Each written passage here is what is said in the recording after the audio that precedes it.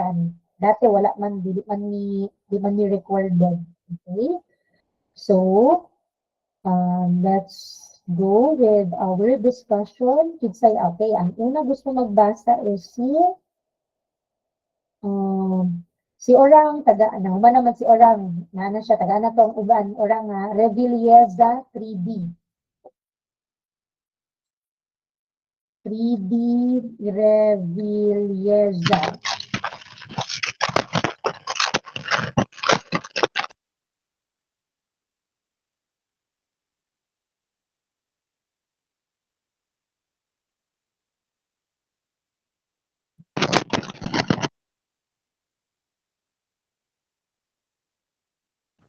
Pwede na kayo si Revilleza ang ilang audio.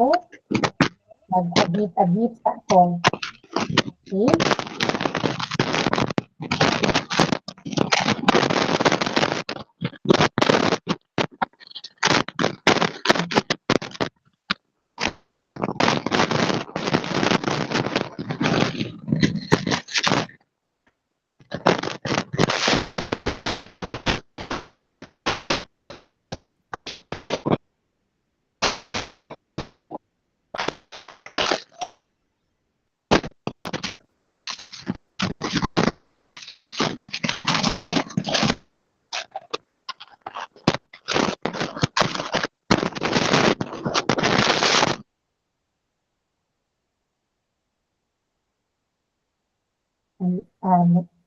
So, salain na lang siguro, no?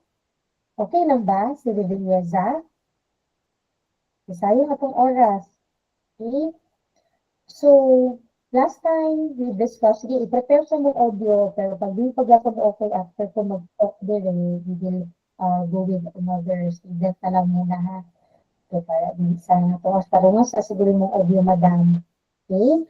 So, last time we discussed about letters of credit, nag-discuss na about mga processes, nag-discuss na ito, ang letters of credit involves dinagpo ng mga transactions. Okay? So, patatang internet, nagbuang-buang. Hello? Okay. So, now we will proceed with further. Gamay na lang na discussion sa letters of credit, katong mga processes na lang. I think ako na lang siguro i-reiterate, especially with the drawing. Okay? So, Revilleza, ready na ba ang imong audio? Ang imong speaker?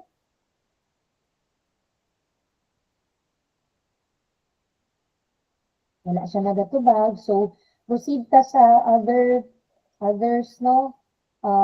Danton. Good evening, ma'am. Good Ako po. evening. Yes po. Okay po, ma'am.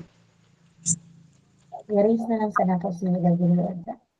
3D Danton. Yes po, ma'am. Letter of Credit Operations. A letter of credit or LC provides a seller with assurance of payment via third party or a bank, convincing them to ship goods before being paid directly by the buyer. The doctrine of independence within letter of credit transactions alongside the fraud exception principle and the doctrine of strict compliance. The core principle is that a bank's obligation to pay is separate from the underlying commercial contract. The bank only examines the documents presented by the seller for compliance with the letter of credit's term. Thank you, ma'am. Okay. So, thank you, Danton. So, again, i-reiterate lang ako, ha. Mag-volunteer na mo, Carol, sa pagbasa sa PowerPoint presentation. Kaya kung mga mag-volunteer na magbasa, mag-add ko og 2 points direct sa midterms exams. Kay dili ko gusto nga pag submission na sa grade, mag-adjust ko og grado. Kung unsa itong ma-computed ko, mo na ko, dili na ko gusto mag-adjust. Kay karon kay mag-adjust na gid ko. Okay? I mean, like, karon na moment ko mag-adjust at magbasa. Okay? So, now, letter of credit operations, we discussed this last time, no? Karon ibalik na ko itong drawing na ako ang gipakita, no? So, present something else. There are 3 important concepts na inyong dapat i-remember with respect sa letters of credit. Okay, nakita mo niyo.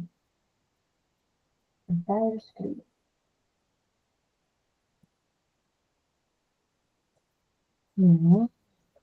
Sorry. Okay.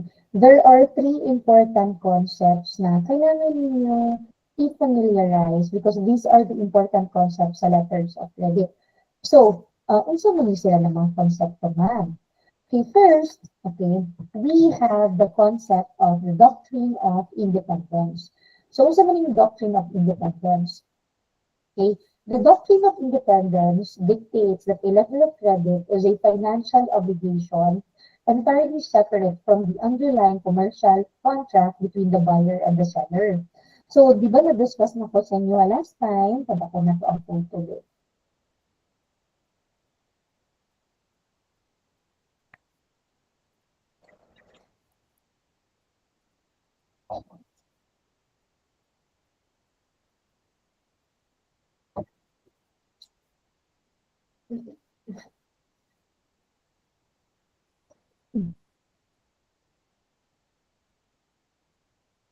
Sorry, nalang interruption, nalang PDF. So, na-discuss na to last time na ang letter of credit mo yung picture, simple picture na to ang di-discuss last time, no? So, naagtulo ka transactions involved, the transaction between the buyer and the seller, the transaction between the buyer and the issuing bank, and the transaction of the issuing bank with that of the seller through the advising and confirming bank. So, nalang ka sa simple drawing. Okay? So, nalang yung mga doktrina na ginasunod ang letters of credit. So, ano ko sa inyo last time, na sa letters of credit, ang labanan lang is the presentation of the documents. Ang labanan lang ng dokumentos din. Okay? So, ayon sa doctrine of independence, the financial obligation is entirely separate from the underlying commercial contract between the buyer and the seller. Wala ni pakialam, buyer and seller. Kaya si issuing bank, wala siya pakialam. Kung unsa man ang inyong sale contract, kung mali man ang napadala na goods, wala ni pakialam. Basta ang na-present sa mua ni buyer kay legit na mga dokumentos, fake na mga documents, after na mo gi-scrutinize, after na mo gi-double check, no? And i-check ang strict compliance sa mga documents based sa ato ang contract about letter of credit, no? So, ito lang ang pag-awon. Ang strict, kung nag-comply ba strictly, seller with respect sa mga documents na ipang-translate sa buyer and buyer to us, then kung nag-comply sila, then mag-release na ni kwarta ng seller. Okay? Ana ang doctrine of independence. Wala may pakialam sa inyo ang transaction diya. Basta kompleto ang mga dokumentos na gipang submit sa AMUA as issuing bank, then mag-release ni og kwarta. Okay? Dito sa seller. Ana lang. Okay? Now, because the bank's duty is strictly limited to verifying that the presented, verifying that the presented documents conform to the letters of credit terms, it cannot refuse payment based on disputes or performance issues related to the sale agreement itself. So, mas dapat may away din sa inyong sale contract, wag ni pakialam, basta kompleto again ang mga dokumentos na di-present sa AMUA, wala nilabot sa inyong issues. Okay? Kami, magbayad ni, mag-release ni kwarta, i-honor na ang letter of credit. Okay? So, key aspects of the doctrine, bank's limited scope. The issuing bank is concerned only with the documents presented. It does not investigate whether the goods were delivered, if they match the description, or if the underlying contract was breached. Again, balik-balik, wala ni pakialam sa inyong sale contract. Basta kompleto ang mga dokumentos, nag-comply ang mo ang strictly check ang mga documents, diya lang magkana lang mo ang kuan, mag-release na ni kwarta sa seller. Certainty for beneficiaries. This principle provides sellers and beneficiaries with the assurance of prompt payment as they are not subject to the buyer's claims or defenses regarding the commercial transaction. So this principles provides the sellers with assurance of prompt payment. Once na-double check na kung strictly complied ang mga documents, no, then goods na, magbayad na ni siya seller, assured ang seller na naa siya'y madawat na kwarta. Separation of contracts. A letter of credit transaction typically involves three distinct contracts: the sales contract, the buyer, the application of the letter of credit between the buyer and the seller, and this letter of credit itself, the bank and the beneficiary. Okay? The doctrine ensures the bank's obligation remains isolated from the others.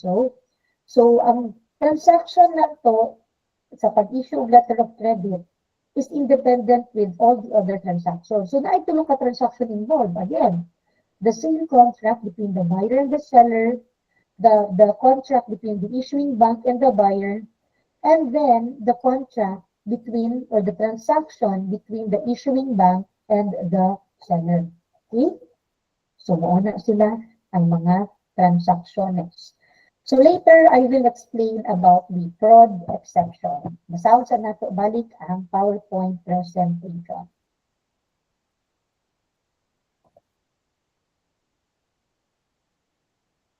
Okay, let's proceed with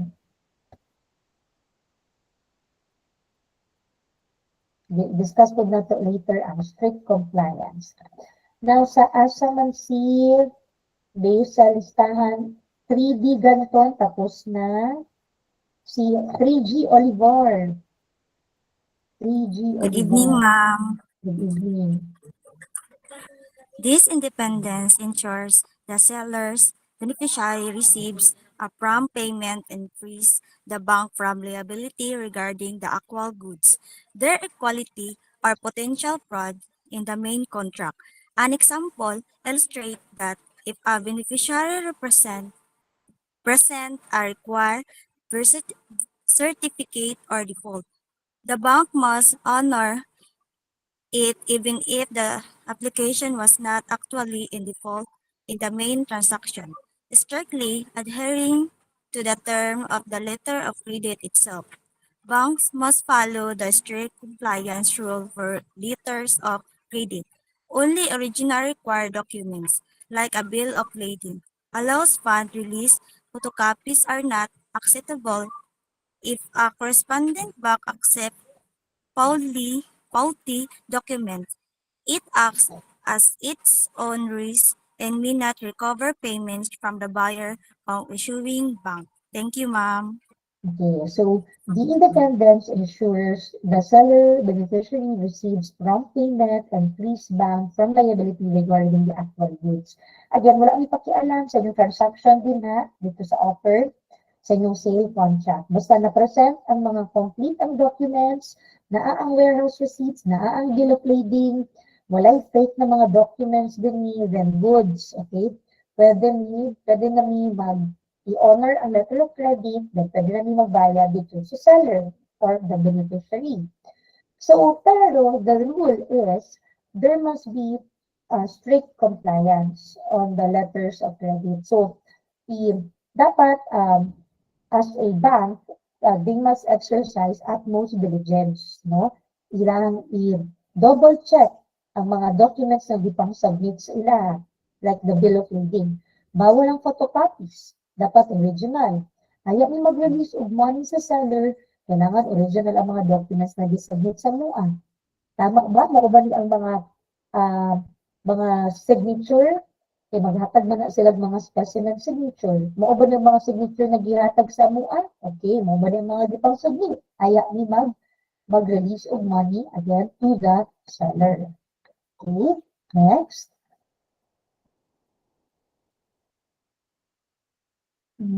Based sa ato ang lineup, we may call on to 3D Kanyas and Arjeline. Good evening, ma'am. Okay.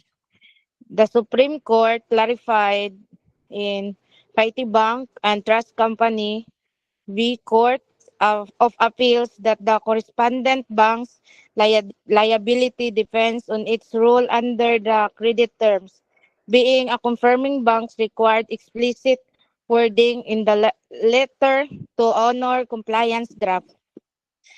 In Velasquez v. Solid Bank Corporation, the court noted the obligation under a letter of undertaking to pay if a draft is dishonored are independent of the draft liability, with direct and primary responsibility not tied to collateral issues like credit rule violation. BBB Banking Corporation could not legally stop draw down on a letter of credit via instruction, as the independence principles ties credit condition only to shipping documents, not the actual goods. Thank you, ma'am. Okay, very good. So, again, yun po sa inyo kanina, balik lang, labanan lang ng document sa letter of credit involving bid transactions and international trading. Okay?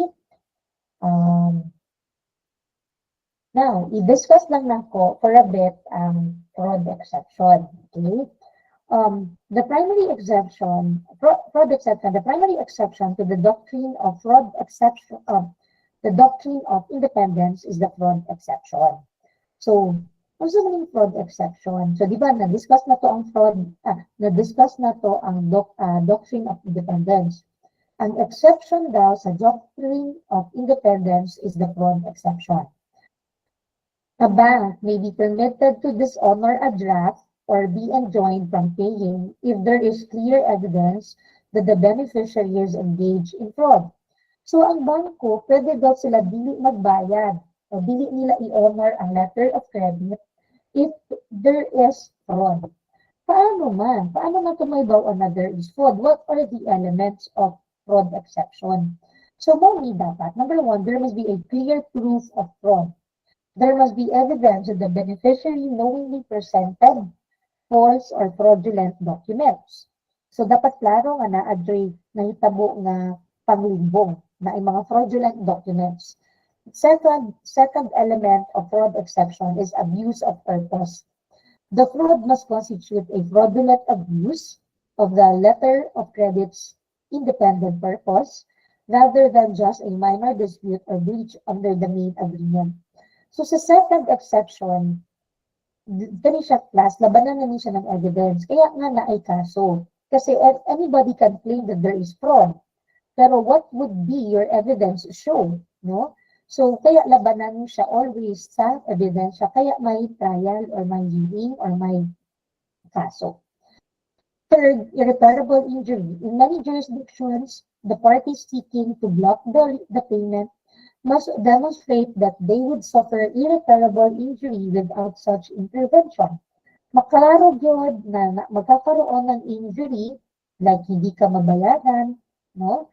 So, and because of that irreparable injury na hindi ka mabayaran, nag-file ka of case, no? Under this fraud exception. In practice, banks prioritize strict compliance with document requirements.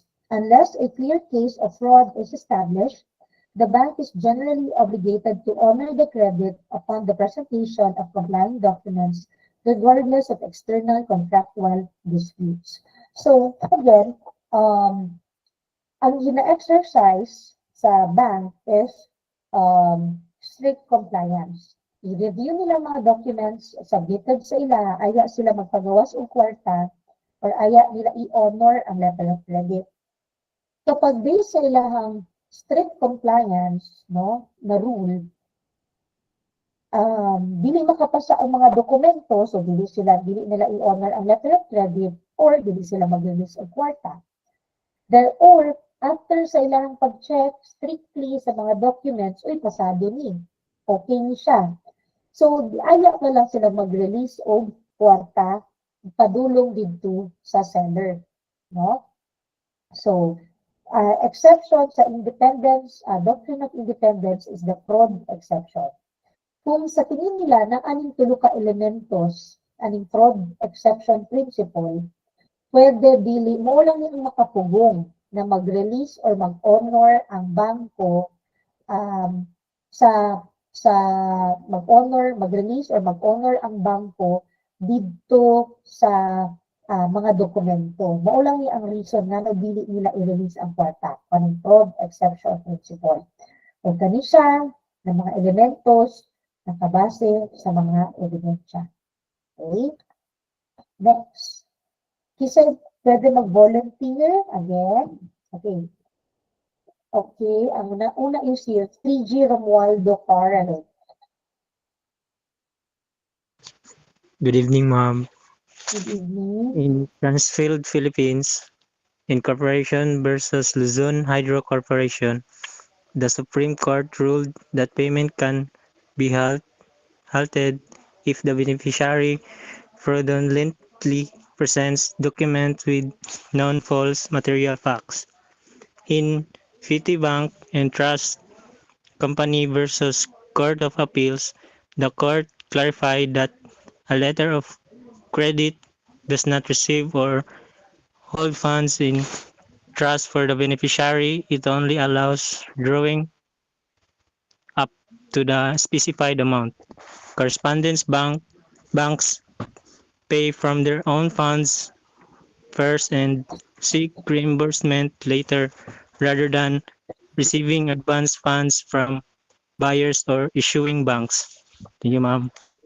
So, thank you. What if nagsubmit yung mga documents ang seller, pagulong kay buyer, then ang iyang documents, there are material misrepresentation, mga material na mga false material facts. Then those documents were transmitted from seller to buyer, buyer to bank. Pag-check sa bank, false material facts. Mag-apply ang fraud exception, dili ni mag-release o kwarta sa imong seller kay namakap ka sa dokumento. Na siya ha. So, a letter of credit does not reserve or hold funds in trust for the beneficiary. It only allows drawing up to the specified amount. Ang katong bank, katong issuing bank, katong maghatag og kwarta dito sa seller or sa beneficiary nga ginatawag nato, dili na siya hold, wala na ginagamitan ang funds as trustee. Okay? Siya lang yun ang gisugo, okay? Because there is the letter of credit transaction, dili siya trustee. Okay? I-draw lang na ako, i-honor lang na ako ang letter of credit once complete na ang mga documents based sa letter of credit na ito ang transaction. Hindi siya trustee. Next. Kisay mag-volunteer. Okay. Si Torquido. Ay, wala man. Okay. Sige, Torquido. Good evening po, ma'am.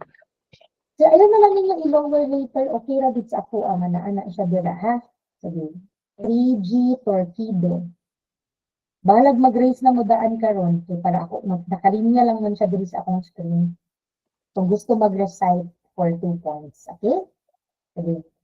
The rule of strict compliance in letters of credit, meaning banks may release payment only when the beneficiary submit exactly all required documents stated in the letter of credit. Otherwise, payment must be denied. The Supreme Court ruled that banks act at their own risk when they accept faulty or incomplete documents and may not recover the money once paid. A correspondent bank is liable only if it has explicitly assumed the rule of a confirming bank, which must be clearly stated in the letter of credit. The court also clarified that a letter of undertaking creates a separate, independent, and primary obligation, requiring payment upon dishonor of a draft regardless of issues related to the letter of credit, without the need to prove collateral violations.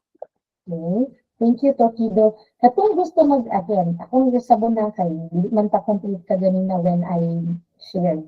No? Katong gusto mag-volunteer na magbasa sa PowerPoint presentation, kaya mo mag-raise sa inyong mga hands, kaya nakalinya lang man na siya. No? Para sa gibuhat sa ika section. Kaya again, mag-volunteer na mo karon, kita kung mga mag-volunteer magbasa during class, basta pag tawagon ka mo, tubag lang po mo, dili ko magulat og dugay, okay? Kay katong mag-volunteer, okay, karon kay mag-add 2 points ko sa inyong midterms exam, kaya mag-volunteer sa class para mag-read, okay? Kay again, dili na ko gusto mag-adjust og grades pag end na sa class, okay? Kay kami, kulang, anana, di na ko gusto mag-adjust og grade. Karon ako mag-adjust og grade para pag next, mag-compute na ko, dire-diretso na ako mag-submit sa department. Okay? So, mag-volunteer lang mo, kung gusto mo magbasa, nakalinya lang man diri, pareha sa gibot sa kabilang section last time, no? Ay, kanina, para di na, ayaw na ninyo i-lower. Okay? Ako may mag-lower, pag-raise lang maghanda, at katong mga gusto lang mag-participate. Okay? So, again, ang i-apply sa, sorry sa interruption, ang mag-apply sa mga banks is the strict compliance. Pag wala ka strictly gipang check ang mga documents submitted to them, no? Then, ilangan i-release ang kwarta sa seller or sa beneficiary, no? Sorry sila, no? Kay, what if, nakita na po ang drawing mo sa ha,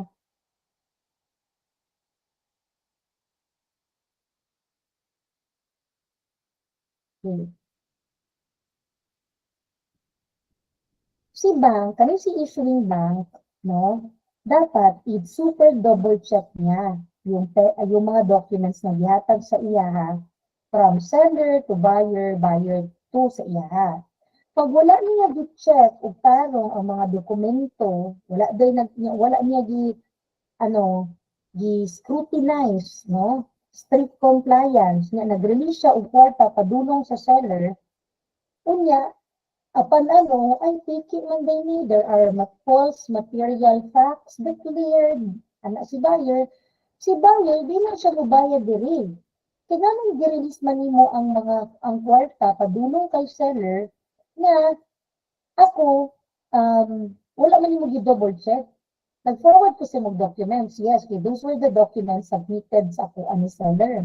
Mo itong mga dokumentos na gihatag na ko sa seller. So, kung obligation sa inyo is i-forward this imo ikaw wala ka nag-double check na naaday mga false material facts dito nga di pang declare, dili day bao ang mga firma, nag-release ko kwarta sa iya So ako, di ko mabayad sa imo Nga naman i-reimbursement ka nga wala man ka sunod sa akong sabot. Okay? Ana na siya. Now, present something else. Let's go back sa PowerPoint.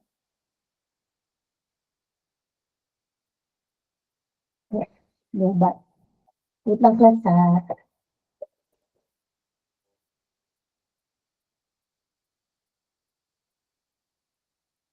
Wait lang.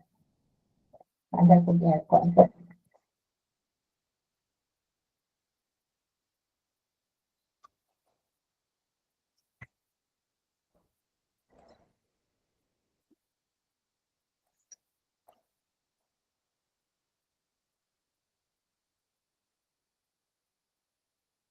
Okay, so let's move. Ay, alam mo na lang sa letter of credit.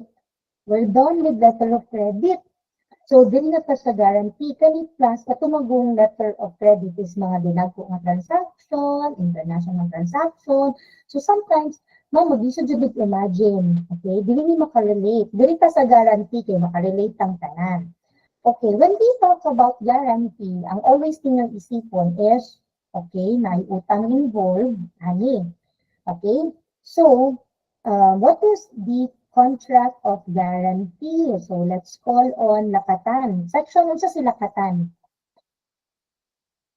Good evening, ma'am. 3D po, ma'am. 3D, okay, go Lakatan. Chapter 3, Guarantee. A guarantee is a contract where guarantor promises to fulfill the obligation of the principal debtor only if the debtor fails to do so. The guarantor's liability is secondary or subsidiary. The creditor must first demand payment from the principal debtor and exhaust the debtor's properties before proceeding against the guarantor. In a guarantee, the guarantor merely guarantees the solvency of the debtor. Okay. So, Okay, ma'am. this is an example of a contract, no?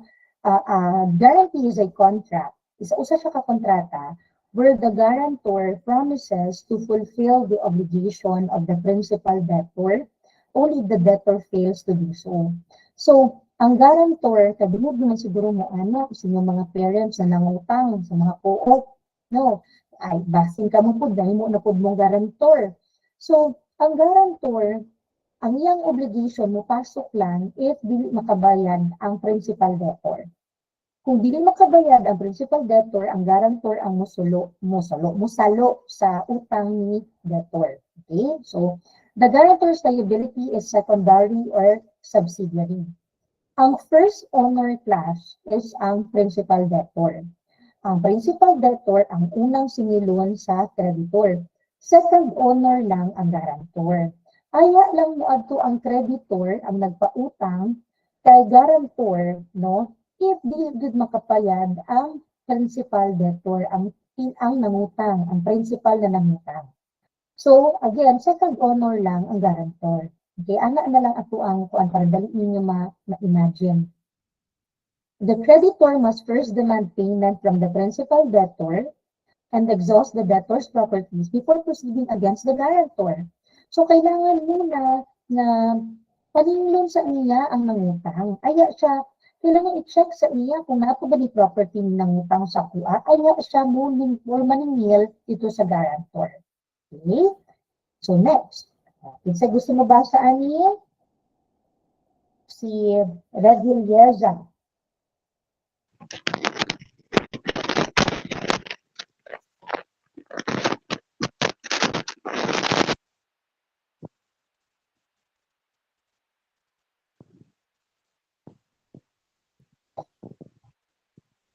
Manapod ka, madam.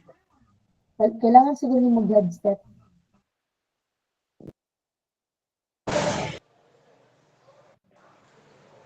Hello? Okay, yan. O, nadungga na tanan mo. A suretyship, on the other hand, exists when a person, the surety, binds himself solidarily with the principal debtor. The surety's liability is primarily direct and immediate. The creditor may proceed against the surety at once, even without first demanding payment from the principal debtors or exhausting a latter's properties. The surety guarantees the payment of the debt, not just the debtor's solvency. The law on guarantee is found in Article 2047 to 2084 of the Civil Code of the Philippines. While provision on guarantee generally apply to suretyship, the benefit of exclusion, the right to require the creditor to exhaust the debtor property first, does not apply to sureties. Thank you, ma'am.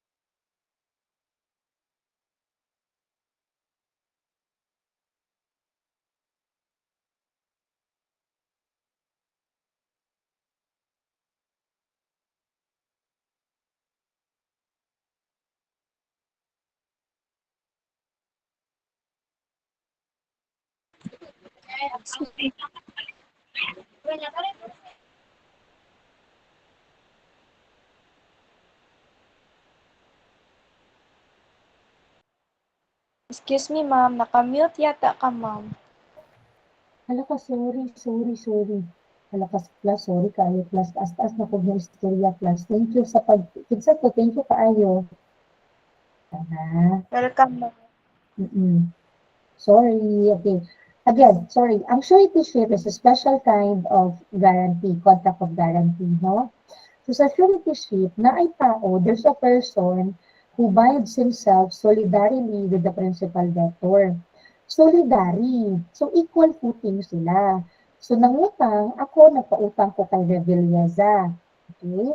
Si Revilleza, nanguha siya og surety. Ang iyang surety kay si Joshua Tipan. Okay? Si Joshua Tipan, ang iyang liability as a surety is primarily direct and immediate. Kaya ang iyang obligation or liability is solidary. Ibig sabihin, equal footing sila, parehas sila first honor. Yung sa may effect, anak ma'am, kung parehas may first honor. Ang effect, anak, yes, ako, pwede na ko mamili lang sa inyo, kay parehas naman may first honor, pwede ko mo adto kay Radilya sa maningil, or pwede na ako kay surety, kay Tipan, maningil.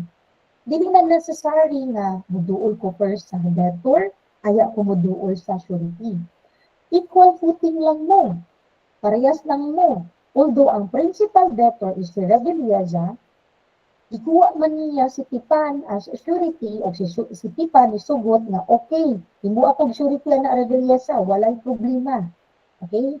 So, solidary ang ilang liability. Parehas sila liability, parehas sila first honor, so parehas sila pwede duulon sa creditor para maningil. Pili lang siya, bintot-bintot lang sa creditor.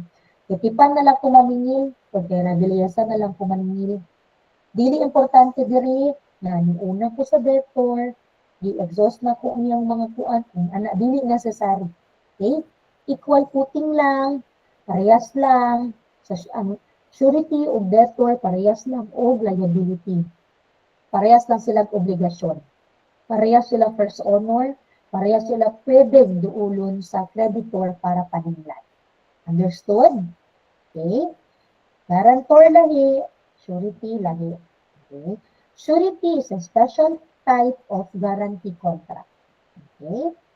So, the creditor may proceed against the surety at once, even without first demanding payment from the principal debtor. Maski pa wala ko naningil sa principal debtor, pwede na ko mo diretso o paningil sa surety. Okay? The loan guarantee is found on Articles 2047 to 2084. For provisions on guarantee generally apply to suretyship, the benefit of exhaustion, the rights require the creditor to exhaust the debtor's property first does not apply to sureties. Again, kung ko sa inyo kaganina, ang surety equal footing ang debtor o surety. Sa guarantee naman, dili. First honor ang debtor, second honor lang ang guarantor. Okay? Sa surety naman, ang surety o ang debtor parehas first honor, parehas sila ang obligasyon. Understood? Okay, sunod na itong isa. So next, let's proceed. Okay, tapos na si Revilleza, si Tipan na, Joshua Tipan from section 3G.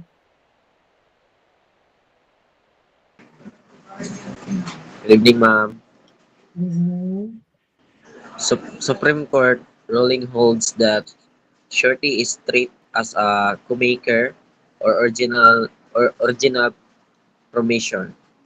The surety is bound by the same contract as the principal debtor and directly liable upon default. The creditor may sue the principal debtor, the surety, or both, and no demand or notice of default fix the surety liability unless stipulated. In essence, klaro, ma'am? In essence, a guarantor is liable only as the last resort, while a surety is liable liable as the debtor himself. Therefore, one should think carefully before signing as a surety. Thank you, ma'am. Okay. So, a surety is treated as co-maker or original form. So, pag madunggan din ninyo ang word na, halag, himo kong co-maker ni Kuan ba? Sus, pag himo gani kang co-maker, ibig sabihin, ana, himo kang, kanang murag, ikuha ka nga Kuan, tawag ani parehas mo nga nay utang. Himo kong co-maker ni Ledres. Nangutang siya sa kapalong puok. Ayaw mo kalipay pag himo mong co-maker. Kaya pag, ibig sabihin kung himo mong co-maker, Si kapalong ko pwede maningil sa inyo ha. Maski dili ikaw ang nangutang, mo kang co-maker, no? Pwede kanila paninglan. Okay? So muna ang idea sa surety. The surety is bound by the same contract as principal debtor. So, maski wala ka naka-receive of money, pwede man ikaw ang nangutang, pwede mo kang co-maker, so pwede kanila paninglan. Diba? So, ayaw mo kalipay. Pag di mo co-maker, it is not an honor. Naa siya'y obligations, naa siya'y katumbas na obligations. The creditor may sue the principal debtor, the surety or both, no demand or notice of default is required, no? So, a guarantor is liable only as a last resort, diba? So, it's a big difference, guarantor, surety. Again, guarantor is second honor, surety, first honor, same level sa debtor. So, ang guarantor is liable only sa last resort. So, magiging liable lang ang guarantor once dili na kaya magbayad sa debtor. Whereas sa surety or co-maker, no, ikaw liable ka na it is as if ikaw ang nangutang, maski dili ikaw ang nangutang, no? Kaya ang imong liability or imong obligasyon is same as that of the person na nangutang. Okay? Again, be careful before mo mag-sign of any surety contract. Alright? Next. Volunteer. Thank you. Ledres. 3G Ledres. Good evening, ma'am. Guarantor only pays if a debtor cannot pay. Secondary, legal liability. You must exhaust all legal remedies against the debtor first. Surety pays if the debtor does not pay. Primary liability. The creditor can go straight to you. Memory anchor. Guarantor is an insurer of solvency. Surety is the insured of the debt.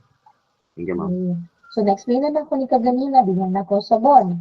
Ang idea lang is that ang guarantor, ang iyang gina-insure, no, kaya pag hindi makabayad ang debtor, mapasok ang iyang role. Ang surety, maski pag makabayad man or dili ang debtor, pwede siya paninglan ni creditor. Insurer siya sa debt. Pwede siya duulon sa paninglon sa creditor. Anytime, anywhere, the same sila og level. Ka-level sila. Okay? Next. Asa naman si Irene Anong. What's section si Anong? 3G po, ma'am. Okay. Consent for the debtor. Core concept, a guarantee is for the creditor's benefit, so the debtor doesn't have to agree to it. Without consent, if you guarantee a debt without the debtor's back, you can only recover the amount that was beneficial to them. With consent, you get the right of subrogation. You take over all the creditor's rights, like mortgages, reimbursement. If the debtors already paid part of the debt, you can only ask for the remaining balance you covered. Thank you, ma'am. Okay, so a guarantee is for the creditor's benefit. Of course, kasi at least ikaw creditor, no? Pwede ka maningil sa after mo maningil sa debtor, hindi ka mo doon sa guarantor. So the debtor doesn't have to agree with it na okay, pangita o guarantor. So depende na sa ilaha. Siyempre, kung di po ka musugot, di po ka pautangon, di ba? So, what if na may mga situations na ay consent ang guarantor or wala consent. So without consent, if you guarantee a debt behind the debtor's back, wala kabalo ang debtor na imong gigarantiya ang utang, you can only recover the amount that was beneficial to them. So for example, ako, trust na ako si Princess Jules, Diane, si Princess. So trust na ko siya. Nasa'y utang kay Irene Anon. Since crush na ko, sabingnan ako si Irene, kabalo ko sa utang, na po Irene na may utang si Princess Emuano, 1 million. Ako na'y bala mo bayad, ana, ha? Ha? Yang akong nakaya nagbayad is 500,000 pesos. Kunyari lang. Okay? So, ako, kunyari na-change na, na-discover na ko, nagkauyab na si Princess. Hindi na ko ganun sa iya, ha? Siya. So, katon, kay nagbayad ko 500,000 kay Irene, paningla na lang, pwede ko maningil kay Princess, no? O reimbursement. Okay? Kay, without consent man, no? So, ang ako lang ma-recover is the amount that was beneficial to the debtor. So, ang beneficial sa debtor is the amount of 500,000, the amount that I paid without the knowledge of the debtor kay creditor anong, no? So, katulad ko na pwede na ako ma-recover from Princess. Okay? What if with consent? So, kung with consent, nagpautang si Anong sa ako, kay Princess. Ako ang gihimong guarantor ni Princess. So, kunyari, wala na kabayad si Princess, wala siya money, so ako saan mag-cover sa utang. So, the right of subrogation, na ako right of subrogation, ibig sabihin, itong mga rights similar sa creditor kay ako siya. Kaya ako man ang nagbayad sa utang ni Princess. So si Princess, na siya utang sa ako kay-garantor na siya na utang. Bayad na siya kay Anong. Okay? Kaya gibayaran naman ako. No? Ako ang nagbayad. Okay? Ako nagbayad, so bayad na siya kay Anong. So, karon si Princess, siya na siya utang sa garantor. So, katong mga rights sa usa ka creditor, maakuha na po ito. Na-subrogate sa ako atong mga rights na to. So, ano yung mga rights na yun? Pwede ko maningil kay Princess, pwede ko mag-file of kaso sa iya, yun na yun. Okay? So, if the debtor already paid part of the debt, you can only ask for the remaining balance you covered. What if si Princess nagbayad na siya of 500,000 kay ano? Okay? Bayad siya. Afterwards, wala na siya ipangbayan. Okay? So, sige nagpaningil si Anong. Kaya ako man ang guarantor.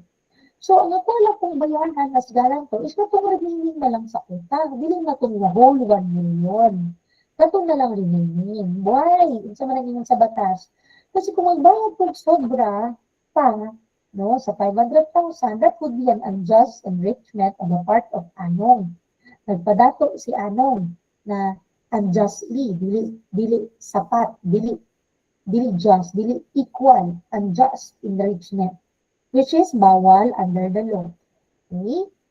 Kaya ko ang utang lang again, or ang utang lang ni Princess is 1 million. Okay? Bayad ng 500, so dapat ang utang na lang sa guarantor is 500 na lang po. Nagkautang ang guarantor, not because dili na kaya ni Princess magbayad. Okay? Next. Okay? Let's proceed with Princess Jules Cabaluna. Wala. Sorry, na-lower lang ko yung mga kamot. Sige, si Princess Jules na. Types and validity. For concept, a guarantee. Wait lang, Princess. Usa ba apelido Cabaluna, no? Yes, ma'am. Section. 3D, ma'am. Types and validity. For concept, a guarantee can be created in different ways and can cover weak contracts. 3 sources: conventional or agreement, legal by law, judicial or by court order. Valid obligation, usually with a valid debt, but a guarantee can also cover voidable, unenforceable, or natural obligations. Payment can be gracious, or free, or onerous for a Okay. So, a guarantee can be created in different ways and can cover weak na mga contracts. So, ano yung mga weak contracts? Mga voidable, unenforceable, mga ganyan. So, ano yung mga 3 sources of guarantee? So, natay, ang generally, no, ang gina-practice is yung mga naay kasunduan, mga conventional agreement. Like, for example, magpirma mo kontrata, contract of guarantee, o ikaw, guarantor ka ning utangan niya. So yun yung number 1, conventional or by agreement or by kasunduan. Mag-unya ako magatag sa legal, dito sa judicial or by court order. Kaning court order, ang example na ko ani nga gihatag sa pika section is that, for example, si maignos kay nasakpan nga nagsabong na illegal, no? So gikulong siya. So kailangan niya magpiyansa, na piyansador. Okay? So ang piyansador ang nagbayad sa bondsman sa English. Ang piyansador ang nagbayad sa piyansa ni maignos. Okay? So, si maignos, na siya promise. Okay? Na siya baliutang sa court. Ang promise na ko sa court is to appear in case ipatawag ko ni judge or in case na ko hearing. Ang promise ni maignos. Ang promise sa guarantor, which is the bondsman or piyansador, is to bring the body of maignos. Okay? Dalon, okay, judge, ang promise na ko, judge, as bondsperson or piyansador is that dalo na ko si maignos diri in case na ay hearing. Okay? So, muna ang example sa judicial or by court order na contract of guarantee. Kung sa meaning sa legal or law, ang nakita na ko diri is recently we discussed about the contract of sale, right? Sa contract of sale, we have the concept of warranty. Okay? The seller warrants that the item or the goods is free from any hidden defects. Wala ni siya mga nakatagong depekto. So that is an example of guarantee. Warranty, warrants, or guarantee. Okay? That is an example of contract of guarantee by law. Okay? And contract of guarantee can also be gratuitous or it can be onerous.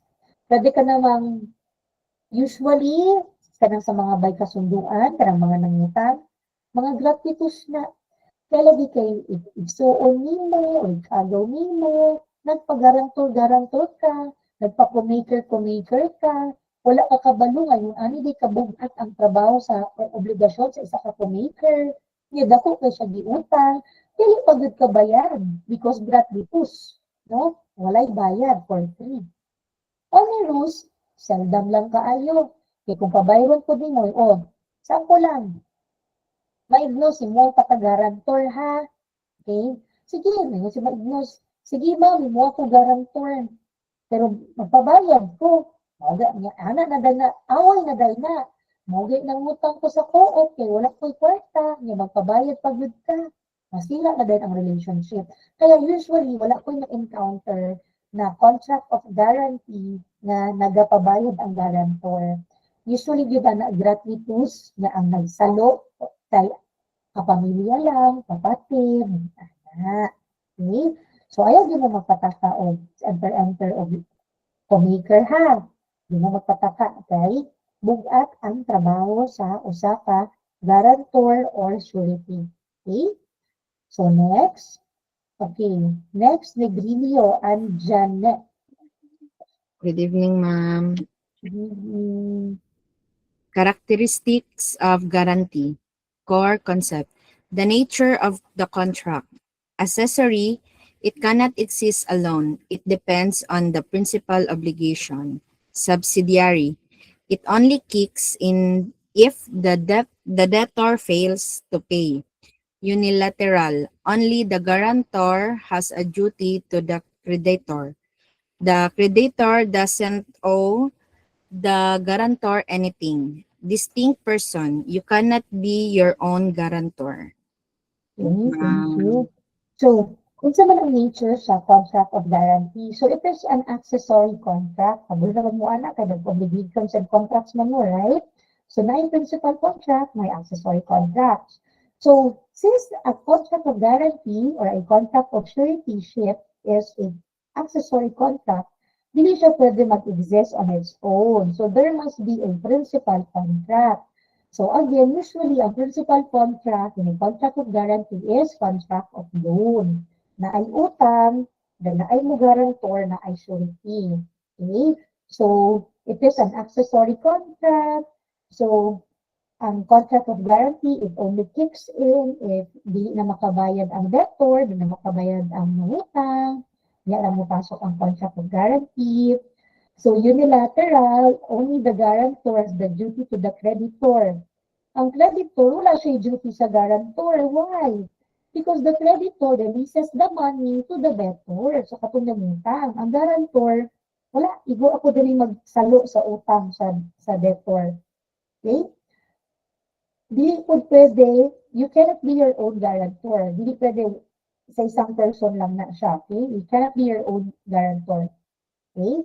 Like, yun ang mag-guarantor. Ay, ang guarantor. Next. Based sa atong listahan, si Maignos.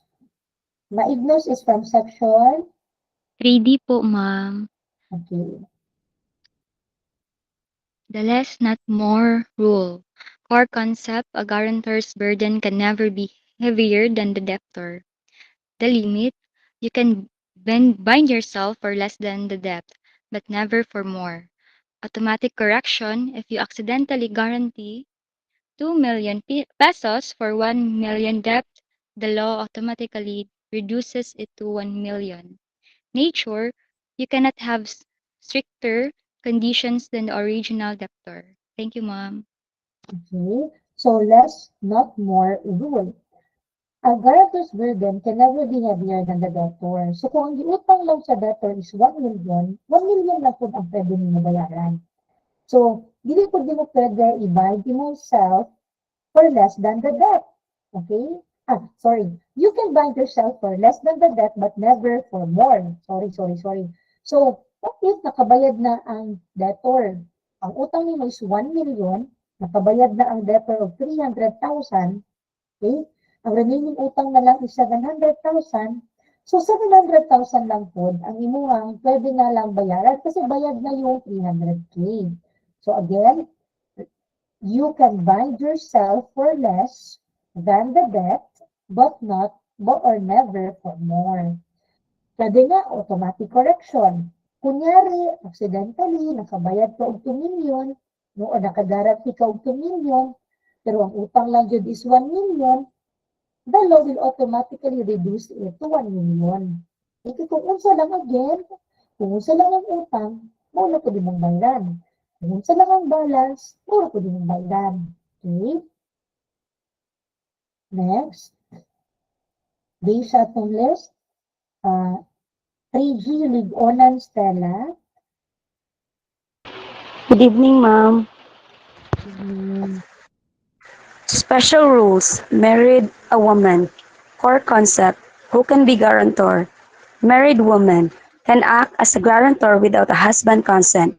Property liability. Usually, this binds her separate property. Family benefit. It only binds the conjugal partnership. Family money. If the guarantee actually benefited the family.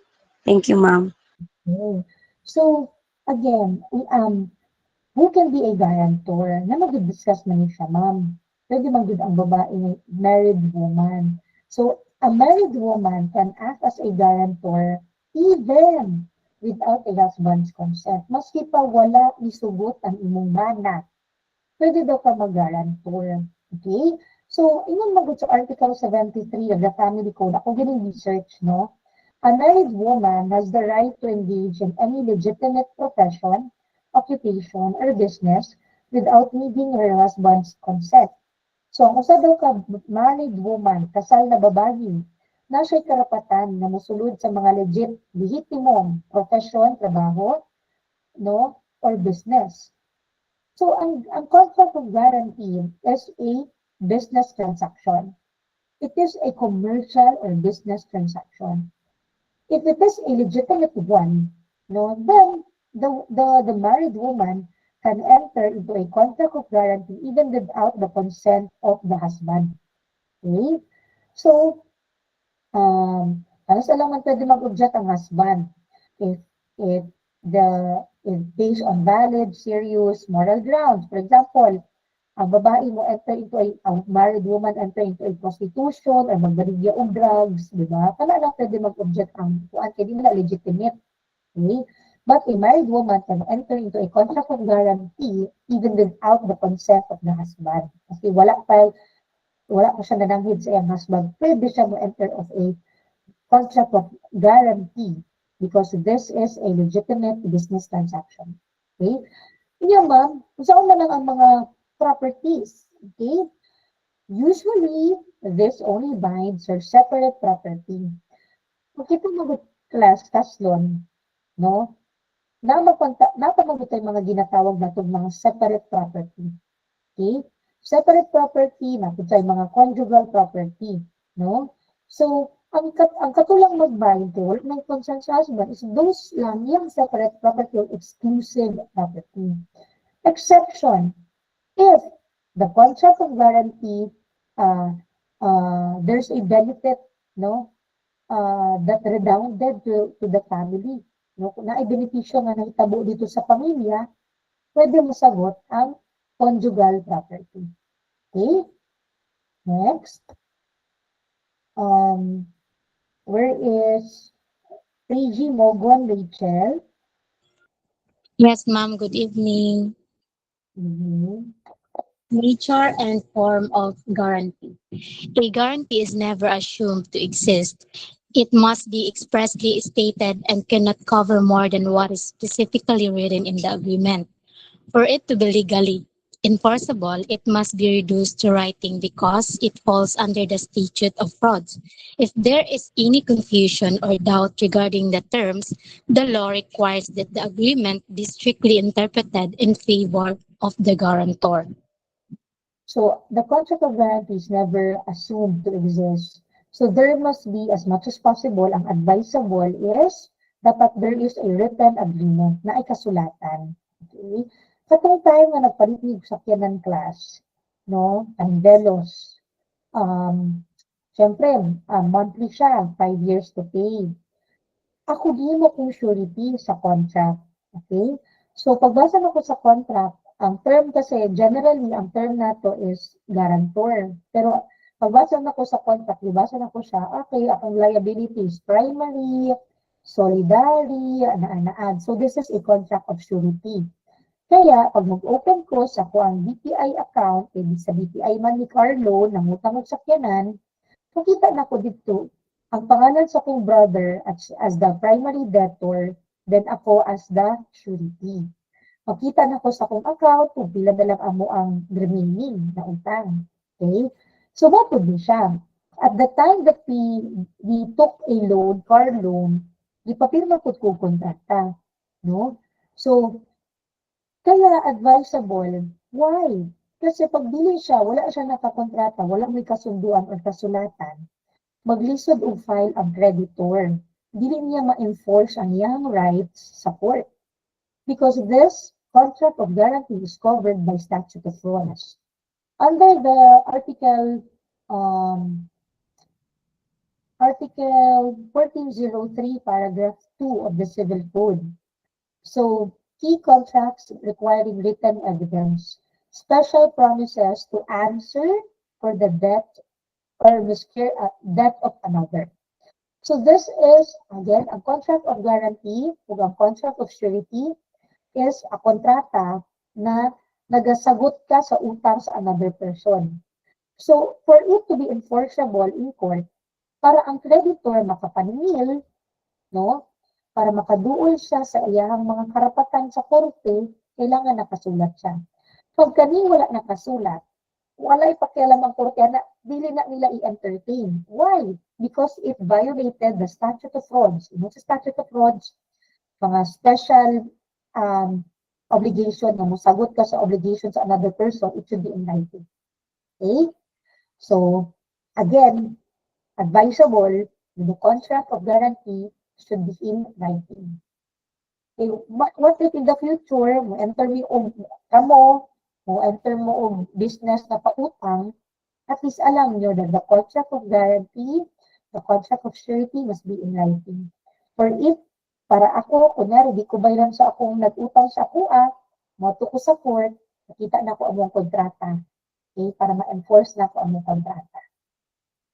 Next. Where is Manantil King John Alfred?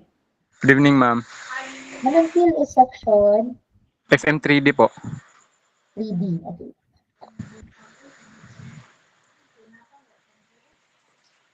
Scope of liability.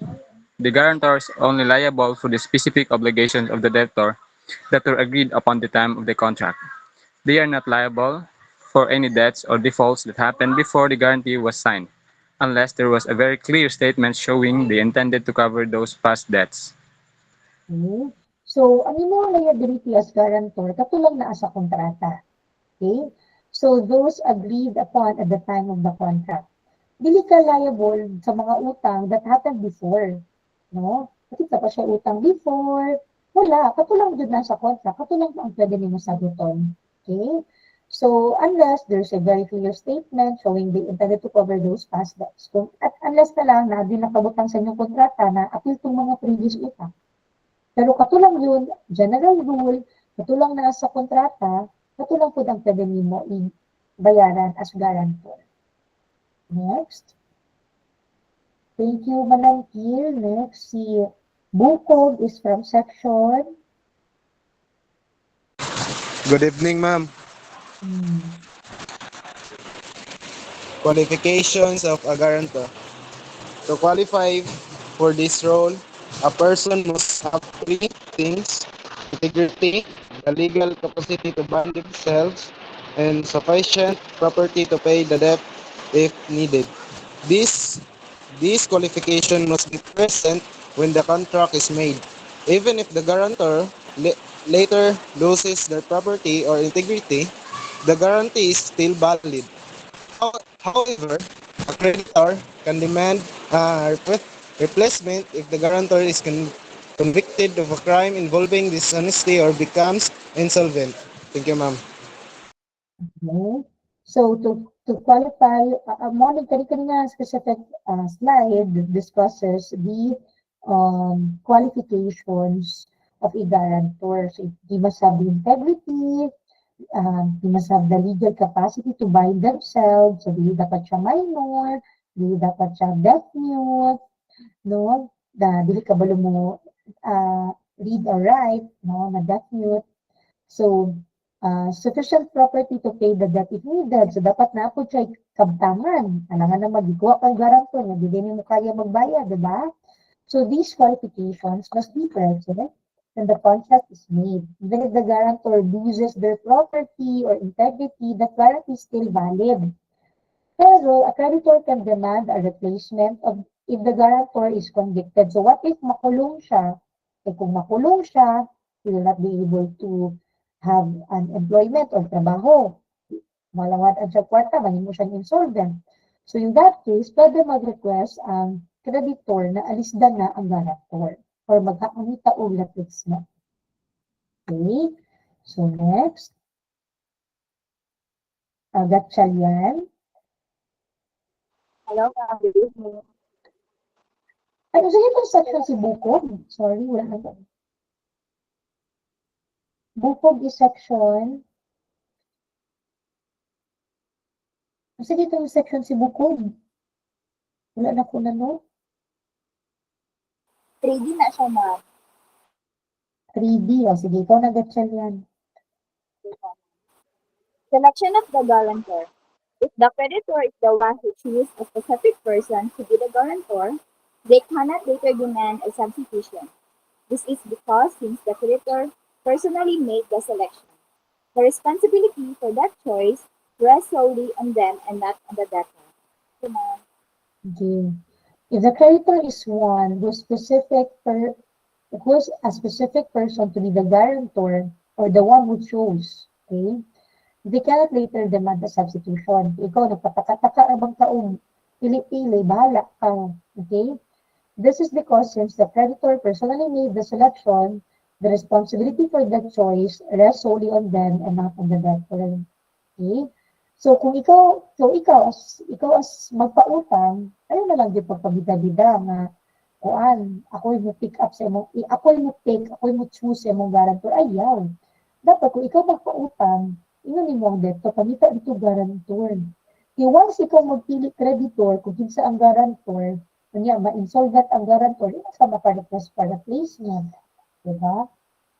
Next. Kyle Sanchez is section. Good evening, ma'am. Good evening. The Section, benefit of also section si Kyle. 3G, ma'am. 3G, okay. Sige, Kyle. Okay, ma'am. Basahin The ka. most important rule here is that a guarantor cannot be forced to pay the creditor unless the creditor has first executed all the property of the debtor and tried all legal remedies against them. Because a guarantee is accessory, a backup. The guarantor is only bound to fulfill the obligation if the principal debtor fails to pay and truly has no more assets to cover the debt. Okay? So, the benefit of exhaustion or benefit of exhaustion. So, mo yung pinaka-important na rule sa contract of guarantee. Again, usabon ako, dili makaduol ang creditor or makapaningil ang creditor sa guarantor if wala pa niya na-exhaust ang tanan ng mga properties or remedies batok para sa debtor. Wala pa niya napaningil ang debtor. Wala pa niya na-check kung napay property ang debtor. So, dili pa niya pwede paningilon ang guarantor. In other words, kaning benefit of exhaustion or exhaustion is the defense of the guarantor. Uy, creditor nga nang madul man ka sa kuha. Wala pa man ka nakapaningil. I invoke my right, no? Under the doctrine or under the benefit of exhaustion or excussion. Mo na ang magiging defense ng guarantor. Okay? Why? Because this is only an accessory contract. Ang pinaka-main man ang utang sa imo ang debtor man. Okay? So, dito sa kamaningil, mo na ang depensa nimo as guarantor. Okay. Bagsik is from section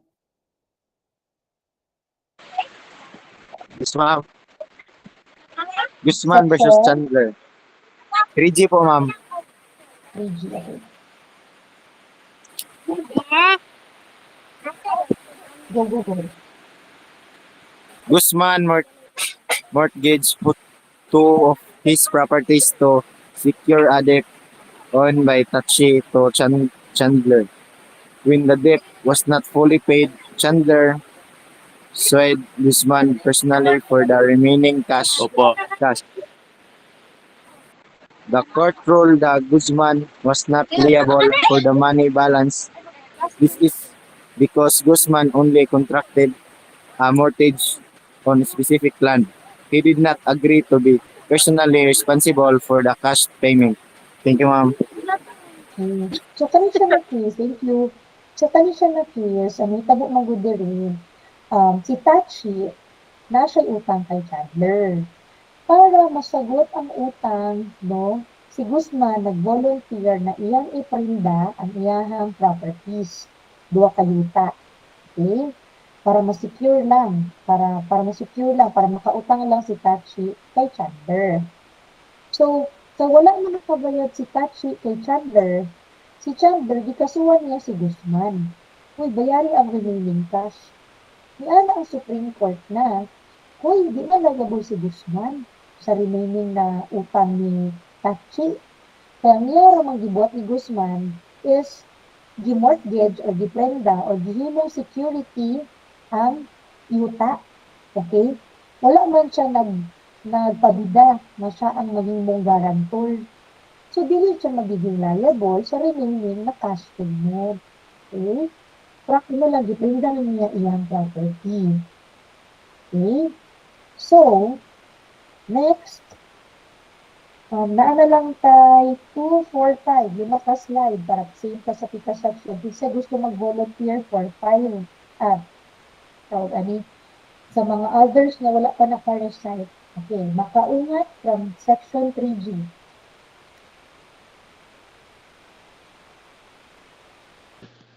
Hello, ma'am. Good evening po. Okay. There are specific time when a creditor can go straight to the guarantor without checking the debtor's property first. Express renunciation. If a guarantor voluntarily gives up, this right is expressed terms. Thank you, ma'am. Kano sa man thinking? Kano sa man dili mag-apply ang benefit of exclusion or exhaustion? Kano sa man dili mag-apply? So there are mga scenarios. Number one, if ang guarantor mismo maingon na okay lang, sa ko na doon diretso creditor, sa ako na singla okay lang sa ako So giwave niya ang benefit of exclusion. Give up niya ang katong iyang right for the benefit of exclusion. Kaya siya lang mismo kay nag-ingon, expressly, voluntarily nag-ingon na ako na lang paningli the creditor. Okay? So, kung na ay waiver, na ang first scenario. Ang second scenario, kasi gusto magbasa for 2 points direct sa midterms, para dili na ko wala ko, sorry, na-lower na ko kisa to. Sorry. Okay. Curato, Nico. Yes, ma'am. Good evening, ma'am. B. Solidary liability certainship if the guarantor binds themselves solidarity when the dumper is displaced, they become a security with primary liability, meaning they are treated like a co-debtor. C is insolvency of the debtor. If there is proven that the debtor is actually unable to pay. This is usually confirmed when the legal state of execution is returned unsatisfactory, unsatisfied, showing the debtor has no properties left. B. Debtor cannot be used since the debtor has had an absconded or cannot be reached by Philippine court unless they leave a representative behind. E. Kasi sa mga quality of the act if declared that validity of the act if declared that the debtor has absolutely nothing and trying to seize this property would be the useless formality. Thank you, ma'am. Okay, so another 4 scenarios na dili na ma-exercise ang benefit of exhaustion sa part sa guarantor. Number 2, solidary liability. If the guarantor binds themselves solidarily. So, ang yabang i-enter, contract of surety. Di ba, ko sa inyo the contract of surety is a special kind or special type of guarantee. Di ba? So, in other words, primary liable po siya. Equal footing sila ni debtor. First honor sila both. So, pwede mo add to ang creditor o maningil sa ilang both. Okay? Moto kong gingon sa inyo nga. Pagbasa na ko sa kontrata sa BPI, sila, ma'am, guarantor ka, guarantor, kung guarantor. So, ko sa ang batas, ayun ang law, pwede ra ko paninglon pag di makabayad akong manghod. Pagbasa na ko sa terms, sa contract, surety ni. So, surety ni because ang akong liability is primary, blah, blah, blah, solidary, So, in that case, dili na ko ma-exercise ang benefit of exclusion. Letter C, insolvency of the debtor. Na-prove yun that the debtor is unable to pay. Di na yun kaya sa debtor mag-pay. Okay? Na writ of execution and wala na satisfy, wala na gibalik ang writ of execution sa korte. Kay dili na yun kaya sa debtor. In that case, dili na nagay proof na nagay court order. So in that case, dili na yun nato as guarantor, dili na nato mahimong bala or depensa ang benefit of exclusion. Number 4, debtor cannot be sued. Nga naman, wala na siya sa Philippines, no? Dili na nato makuha iyang jurisdiction. Wala po siya nagbilin og representante, nagtago na siya. So in that case, dili na nimo ma-exercise ang benefit of exclusion as guarantor. Last, futility of the act. The debtor has absolutely nothing. Wala na jud siya as in. Wala na jud siya, homeless na gani siya. So in that case, di na nato ma-exercise ang benefit of exclusion. O last ano na lang, 3 slides. So, kinsa gusto magbasa ani? Kaya, Kihada from section 3G po. How a guarantor claims this benefit, Article 2060. Even if the guarantor has this right, they must act to keep it. As soon as creditor demands payment, the guarantor must 1. Set up a defense formally tell the creditor they are using the rights of exclusion. 2. Point out property. The guarantor must show the creditor specific available properties belonging to the debtor within the Philippines. This property must be enough to cover the debt. Most not be encumbered or no other debts on it, and most not be involved in a lawsuit, not or litigation.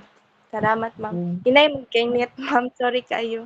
Okay lang. So, even if the guarantor has the right, they must act to keep it. No? As soon as the creditor demands payment, the guarantor must. So, paano mo ma-exercise imong right sa exclusion? Okay, inamin mo.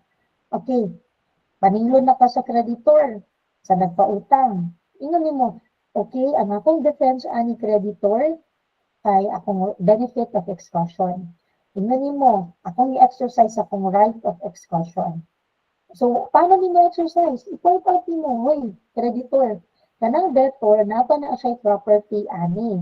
Nana siya yuta sa asunsyon. Nana siya mga sakyanan sa kapalong. Nana siya farm sa New Corelia. Okay?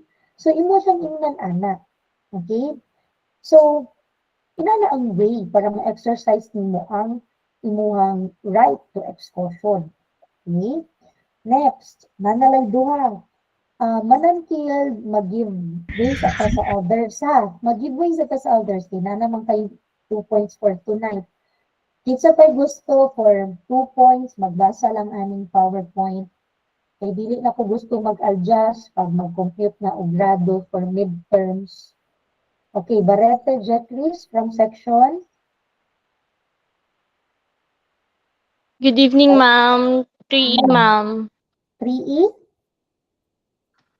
Ay, 3D, ma'am. 3D, okay. Consequences of the creditor, Article 2061.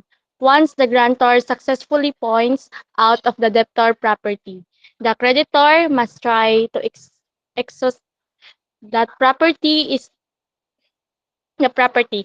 If the creditor is negligent, lazy, and fails to go after the property, and the debtor becomes insolvent later, the guarantor is released from the debt up to the value of the property. Thank you, ma'am. Okay. So once the guarantor successfully points out the debtor's property, so gitudlo na ni guarantor na siya property sa Asuncion, sa Nicorelia, sa Kapalo. So the creditor must try to exhaust those properties. So mo yung pang-adtuon, mo yung pang-check, mo yan ipaningil sa debtor.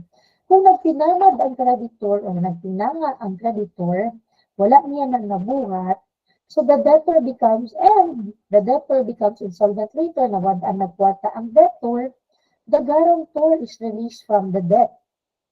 Wala na yung obligation ang guarantor na naman because gitudlo na nako sa tanan ang properties. Wala ni mo gibuhat, wala ni mo gi-execute, wala ni mo gipaningil ang debtor ato nga mga properties. Pero napurdoy na ang debtor. So, na-exercise na ako kung right of exclusion, di na ka pwede maningil sa ako kaya natudlo na ko siya mo dati, wala ni mo gibuhat. Okay? Next. So, for the last PowerPoint for tonight, I'm sorry.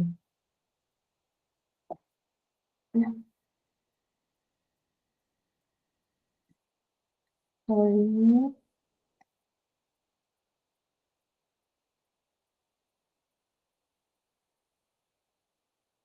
Slide 45.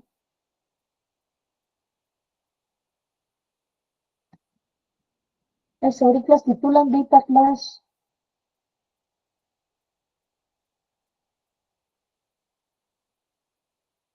Okay, dito lang ta, sorry. Hantod dito lang ta, kay mag-start ta with slide 46 next time. Okay? Please, palihog ko og sulat sa inyong mga attendance diri sa atong group chat, katong mga wala pa nakasulat before mag-leave. And also, mag-generate ko og attendance for tonight. Ayaw sa mo pag-log-out. Okay, hopefully, okay siya.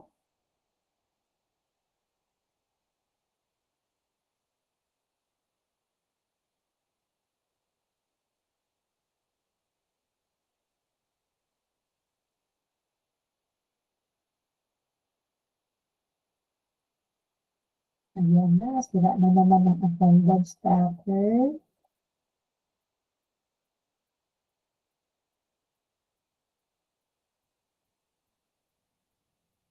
View report.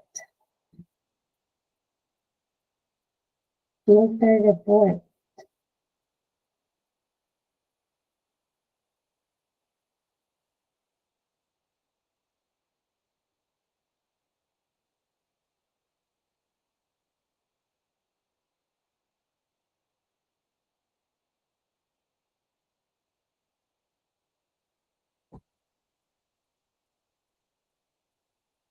Export report. Attendance sa Medina ha.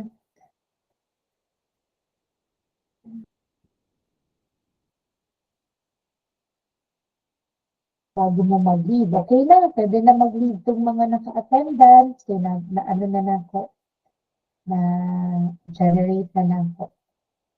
Then, pag volunteer mo, katong mga gusto makapasar. Kung di makagusto makapasar, bahala mo sa inyong kinabuhi. Napayuban na wala naka-exam. Ang akong gitugtang pa lang na mag-exam is si Rachel Agpar. Kay naa siya gisabit sa ako na proof na di siya makatake because di operahan siya sa appendix. Okay? Katong mga others, sabot lang sa ilaha, bahala mo. Kay siguro ko na-compute sa inyong grado. Volunteer mo, kay again, ako na siyang mga volunteer for tonight, na 2 points direct sa midterms exam. Tapos, dili na ko mag-recompute, mag-adjust sa inyong grades pag sa ending. So, karon ako mag-adjust sa inyong grades while nag-klase ka pa. Okay? Good night. See you when I see you. Pag-attendance ang mga wala naka-attendance, aya na ko i-off.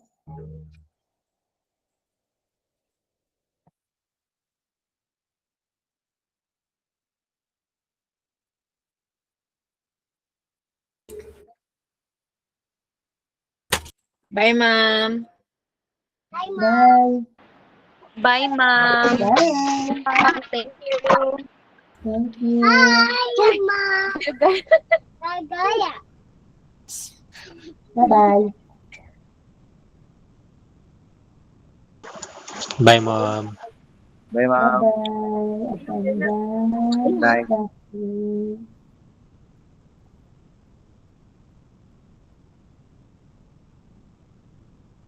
So, record Feb 22 and Feb 7.